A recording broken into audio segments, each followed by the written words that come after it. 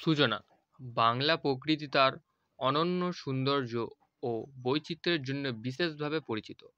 ষড়ঋতুর এই দেশ বছরের বিভিন্ন সময় বিভিন্ন রূপ ধারণ করে। প্রত্যেক ঋতুর নিজস্ব বৈশিষ্ট্য, রূপ ও প্রভাব রয়েছে, যা বাংলায় প্রকৃতি, জনজীবন ও সংস্কৃতিতে গভীরভাবে প্রথিত। এ ঋতুচক্র বাঙালির জীবনের সঙ্গে ওতপ্রোতভাবে জড়িত। গ্রীষ্মকাল, বৈশাখ জ্যৈষ্ঠী। বছরের প্রথম ঋতু হল গ্রীষ্মকাল। এ সময় প্রকৃতি উত্তপ্ত থাকে এবং তাপমাত্রা বেড়ে যায়। গ্রীষ্মের বিশেষ বৈশিষ্ট্য হল প্রখর রোদ ও লু হাওয়া। তবে এ সময় আম, কাঁঠাল, লিচু, তরমুজ, আনারস প্রভৃতি গ্রীষ্মকালীন ফলের সমারোহ দেখা যায়। কৃষকেরা ফসল কাটার আনন্দে মেতে ওঠে। বর্ষাকাল, আষাঢ় শ্রাবণ। বর্ষাকাল বাংলার অন্যতম গুরুত্বপূর্ণ ঋতু। এ সময় প্রচুর বৃষ্টি হয়, যা কৃষি উৎপাদনের জন্য অত্যাবশ্যক। আকাশে ঘন মেঘ জমে, ঝমঝম করে বৃষ্টি নামে। নদী, নালা, পুকুর, খাল, বিল জলে পূর্ণ হয়ে যায়। বৃষ্টির ফলের জন্য যেমন উপকারী, তেমন কখনো কখনো অতিবৃষ্টির ফলে বন্যার আশঙ্কাও দেখা যায়। বর্ষাকালের সঙ্গে জড়িত নৌকাবাইচ, বর্ষার গান ও কাদামাটিতে ভেজা গ্রাম বাংলার দৃশ্য এক অনন্য সৌন্দর্য তৈরি করে। শরৎকাল, ভাদ্র আশ্বিন। বর্ষার পর আসে শরৎকাল। শরতের আকাশ হয় পরিষ্কার নীল, আর বাতাসে ভেসে বেড়ায় সাদা কাশফুলের দোল। শরৎ বাংলার প্রকৃতিকে এক মোহনীয় রূপ দেয়।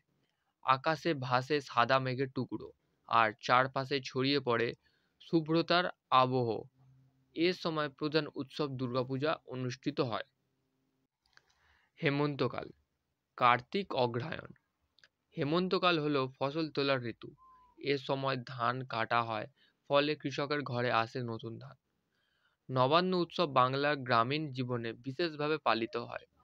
শীতের আগমনী বার্তা নিয়ে আসে হেমন্ত, আর প্রকৃতিতে এক শান্ত নিঃস্পন্দ পরিবেশ বিরাজ করে। শীতকাল, পৌষ মাঘ।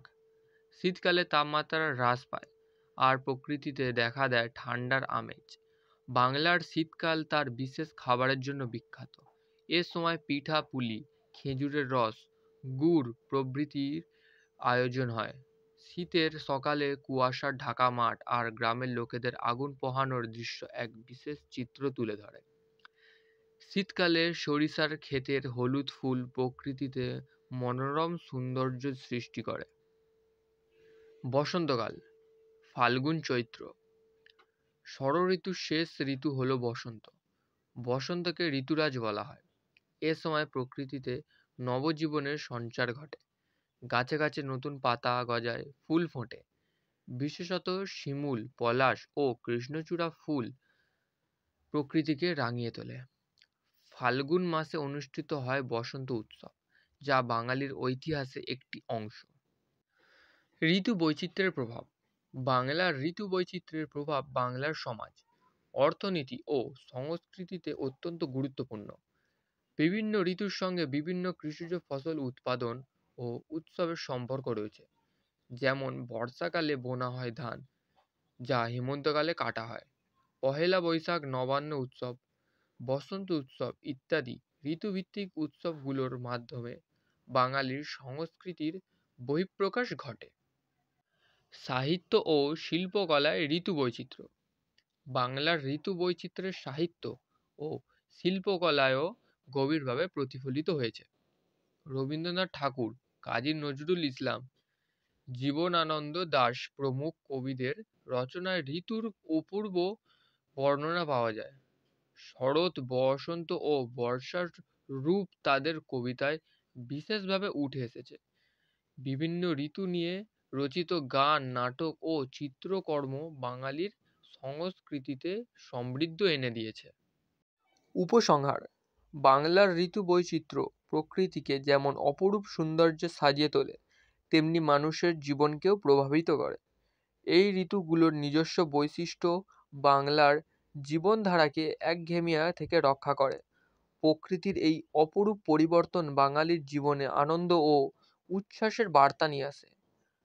বাংলার ষড়ঋতু প্রকৃতির এক অনন্য দান, যা যুগ যুগ ধরে বাংলার সাহিত্য, সংস্কৃতি ও জনজীবনকে সমৃদ্ধ করে চলেছে।